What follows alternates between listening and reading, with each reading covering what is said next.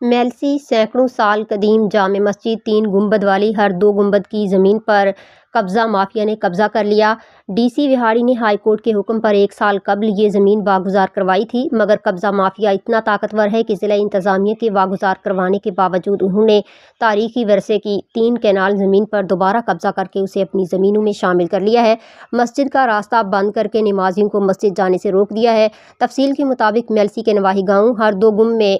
واقع 380 سالہ قدیم مسجد، جہاں اہل علاقہ کی عدم توجہ کا شکار ہو کر شکست و ریخت کا شکار ہے، وہاں قبضہ مافیا نے اس مسجد کے لیے وقف زمین پر قبضہ کر کے اسے اپنی زرعی زمینوں میں شامل کر لیا ہے۔ میڈیا سے گفتگو کرتے ہوئے ہردوگم کے رہائشی عطا محمد نے الزام عائد کیا کہ اسلم مرائیں ولد شاہ محمد اور اس کا بھائی اکرم نے اس تاریخی مسجد کی زمین پر قبضہ کر لیا ہے، جس پر ہائی کورٹ سے رجوع کیا۔ ہائی کورٹ کی ہدایت پر ڈی سی وہاڑی اور اے سی میلسی نے زمین واگزار کروا دی، مگر ابھی سال بھی نہیں گزرا کہ ان لوگوں نے اس زمین پر دوبارہ قبضہ کر لیا ہے۔ عطا محمد نے وزیر اعلیٰ مریم نواز، کمشنر ملتان اور ڈی سی وہاڑی سے اپیل کی ہے کہ مسجد کی زمین واگزار کروائی جائے اور اس تاریخی ورثے کی تعمیر نو کروا کر اسے محفوظ بنایا جائے۔